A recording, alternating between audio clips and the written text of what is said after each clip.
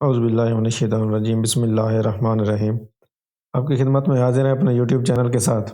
مریم نواز کا حالیہ انٹرویو جو کہ سلیم صافی نے کیا، اس سے ایک چیز تو ثابت ہو گئی ہے کہ مریم نواز سچ مچ نواز شریف کی بیٹی ہے۔ وہ جیسے کسی کو شک ہوتا ہے نا کہ فلاں فلاں کا بچہ نہیں ہے، فلاں آرام کا ہے، لیکن مریم نواز کے کیس میں یہ چیز ثابت ہو گئی ہے کہ وہ واقعی نواز شریف کی بیٹی ہے۔ وہ کیسے ثابت ہوئی ہے؟ وہ اس طرح ثابت ہوئی ہے کہ وہ نواز شریف سے بھی زیادہ پکا منہ کر کے جھوٹ بولتی ہے۔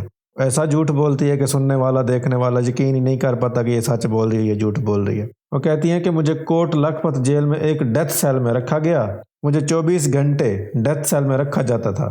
جیل کے جس ڈیتھ سیل میں رکھا گیا تھا وہاں درجہ حرارت 50 ڈگری سینٹی گریڈ تھا۔ اگر 50 ڈگری سینٹی گریڈ ہوتا تو مائی جو آپ نے سرجری کروائی ہوئی ہے وہ پگھل جاتی اور آپ کا اصلی چہرہ عوام کے سامنے آ جاتا۔ اس لیے آپ جھوٹ بول رہی ہیں کہ وہاں درجہ حرارت 50 ڈگری سینٹی گریڈ تھا۔ یہ آپ کا جھوٹ ہے، ورنہ آپ کی سارے منہ پہ لگی ہوئی پلاسٹکیں ضرور پگھل جاتی اگر وہاں کا درجہ حرارت اتنا ہوتا تو۔ پھر کہتی ہیں کہ کوٹ لکھپت جیل میں مجھے استری کی سہولت میسر نہیں تھی اور میں فرائی پین کو گرم کر کے کپڑے استری کیا کرتی تھی۔ اس مائی کے اس بیان کے بعد جو اس پر میمز بنی ہیں، جو دلچسپ میمز بنی ہیں، وہ سن کر پڑھ کر مزہ آ رہا ہے۔ ٹویٹر ان کی بےعزتی کر کر کے بھرا پڑا ہے۔ جو ٹویٹر صارفین نے اس مائی کی بےعزتی کی ہے، کمال بےعزتی کی ہے۔ طارق متین نے لکھا کہ موت کی چکی میں ان کو چولہا اور فرائنگ پین بھی میسر تھا۔ کمال کی بات ہے ویسے۔ جس کے بعد رانا عمران سلیم نے سوال اٹھایا، سزائے موت کی چکی میں کپڑے استری کر کے پہننا کیا اتنا ضروری تھا؟ اور جب 3 وقت گھر سے 5 سٹار کھانا آ سکتا ہے تو استری کیے کپڑے کیوں نہیں آتے تھے؟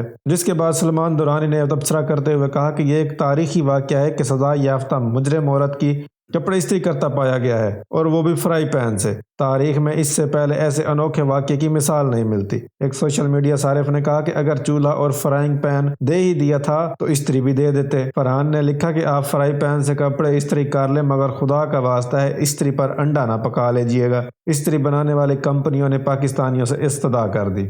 راشد بنگس نے دلچسپ میم بنایا اور شیئر کیا کہ اکبر نے لکھا کہ موت کی چکی میں بھی کپڑوں کی استری نہیں خراب ہونی چاہیے۔ سزا اپنی جگہ، فیشن اپنی جگہ۔ اس سے زیادہ جھوٹا خاندان شاید ہی کہیں کوئی موجود ہو۔ آپ اس کی 26 ستمبر 2019 سے 28 اکتوبر 2019 اور ضمانت والے دن 4 نومبر 2019 کی صرف ویڈیوز ہی دیکھ لیں۔ کپڑے، میک اپ چیک کریں۔ چور کی چورنی بیٹی کے لیے ایووکیڈو سپریڈ والے سینڈوچ اور کیٹو ڈائٹ گھر سے آتی تھی۔ اس کے بعد ایک صارف نے کمنٹ میں لکھا، آہستہ آہستہ ڈیتھ سیل سے سب برآمد ہو جائے گا، لیکن کوئی اصلی ڈیتھ سیل والا بتائے گا کہ وہاں فرائی پین کس لیے دیا جاتا ہے؟ کھانا تو جیل سے ملتا ہے قیدیوں کو، یہ وہاں کوکنگ کلاسز لے رہی تھی کیا؟ اس طرح سے مریم نواز کو ٹرول کیا جا رہا ہے۔